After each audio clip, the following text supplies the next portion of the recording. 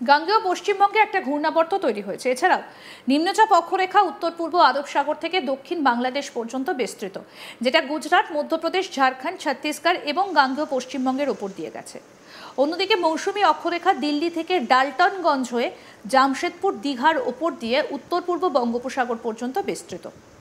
এসবের জেরে দক্ষিণবঙ্গে বৃষ্টির পূর্বাভাস দিয়েছে আলিপুর আবহাওয়া দফতর। দক্ষিণবঙ্গে পূর্ব ও পশ্চিম মেদিনীপুর, কলকাতা, উত্তর ও দক্ষিণ 24 পরগনা, হাওড়া, হুগলি, বাঁকুড়া, পুরুলিয়া, ঝাড়গ্রাম এবং পূর্ব বর্ধমান জেলাতে ভারী থেকে অতি ভারী বৃষ্টির সতর্কতা জারি করা হয়েছে। বৃহস্পতিবারের পর দক্ষিণবঙ্গে বৃষ্টির পরিমাণ অনেকটা কমে যাবে। কার্যত পরিষ্কার আকাশ, কখনো আংশিক মেঘলা আকাশ থাকবে। দু এক জায়গায় হালকা বৃষ্টির সামান্য সম্ভাবনা রয়েছে।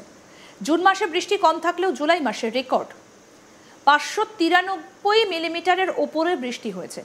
স্বাভাবিক বৃষ্টির পরিমাণ 362 মিলিমিটার, স্বাভাবিকের থেকে 64% বেশি বৃষ্টি হয়েছে।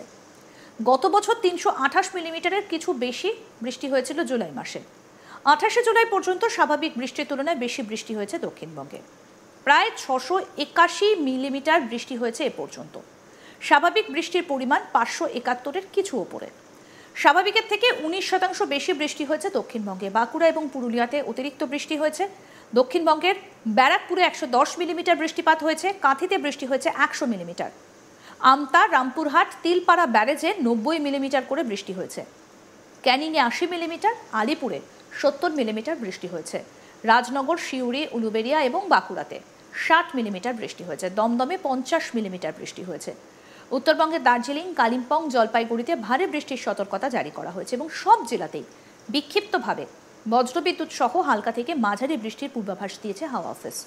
বৃষ্টির সঙ্গে 30 থেকে 40 কিলোমিটার গতিবেগে দমকা ঝোড়ো বাতাস বইতে পারে। শনিবার থেকে সোমবার দার্জিলিং, কালিম্পং, আলিপুরদুয়ার, কোচবিহার, জলপাইগুড়ি এই জেলাগুলিতে ভারী থেকে অতি ভারী বৃষ্টির সতর্কতা জারি করা হয়েছে। ভারী বৃষ্টির কারণে নদীর জলস্তর বাড়বে। তিস্তা, তোরসা, জলঢাকা নদীতে জলস্তর বাড়বে। দার্জিলিং, কালিম্পং পার্বত্য এলাকায় ধস নামার আশঙ্কা রয়েছে।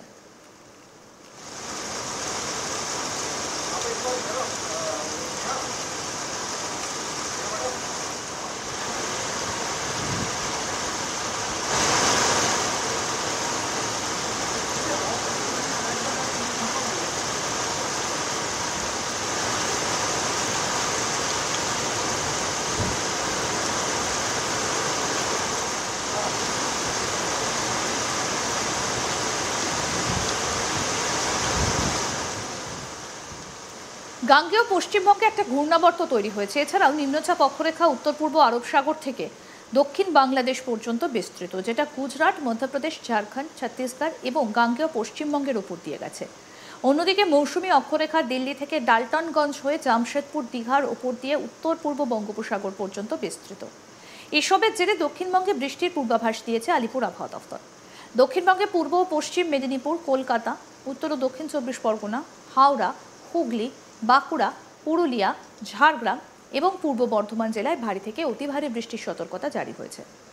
বৃহস্পতিবারের পর দক্ষিণবঙ্গে বৃষ্টির পরিমাণ অনেকটা কমে যাবে। কার্যত পরিষ্কার আকাশ, কখনো আংশিক মেঘলা আকাশ থাকবে। দু এক জায়গায় হালকা বৃষ্টির সামান্য সম্ভাবনা রয়েছে। জুন মাসে বৃষ্টি কম থাকলেও জুলাই মাসের রেকর্ড 593 মিলিমিটারের বেশি বৃষ্টি হয়েছে। স্বাভাবিক বৃষ্টির পরিমাণ 362 মিলিমিটার। স্বাভাবিকের থেকে 64% বেশি বৃষ্টি হয়েছে। গত বছর 328 মিলিমিটার বৃষ্টি হয়েছিল জুলাই মাসে। 28 জুলাই পর্যন্ত স্বাভাবিক বৃষ্টির তুলনায় বেশি বৃষ্টি হয়েছে দক্ষিণবঙ্গে। 680 মিলিমিটারেরও বেশি বৃষ্টি হয়েছে এই পর্যন্ত। স্বাভাবিক বৃষ্টির পরিমাণ 571 মিলিমিটারের বেশি। স্বাভাবিকের থেকে 19% বেশি বৃষ্টি হয়েছে দক্ষিণবঙ্গে। বাঁকুড়া ও পুরুলিয়াতে অতিরিক্ত বৃষ্টি হয়েছে। দক্ষিণবঙ্গের ব্যারাকপুরে 110 মিলিমিটার বৃষ্টিপাত হয়েছে। কাঁথিতে বৃষ্টি হয়েছে 100 মিলিমিটার। আমতা, রামপুরহাট, তিলপাড়া ব্যারেজে 90 মিলিমিটার করে বৃষ্টি হয়েছে।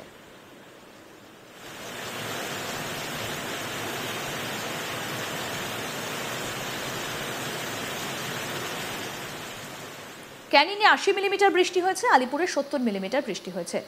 রাজনগর, সিউড়ি, উলুবেড়িয়া এবং বাঁকুড়াতে 60 মিলিমিটার বৃষ্টি হয়েছে। দমদমে 50 মিলিমিটার বৃষ্টি হয়েছে। উত্তরবঙ্গের দার্জিলিং, কালিম্পং, জলপাইগুড়িতে ভারী বৃষ্টির সতর্কতা জারি করা হয়েছে।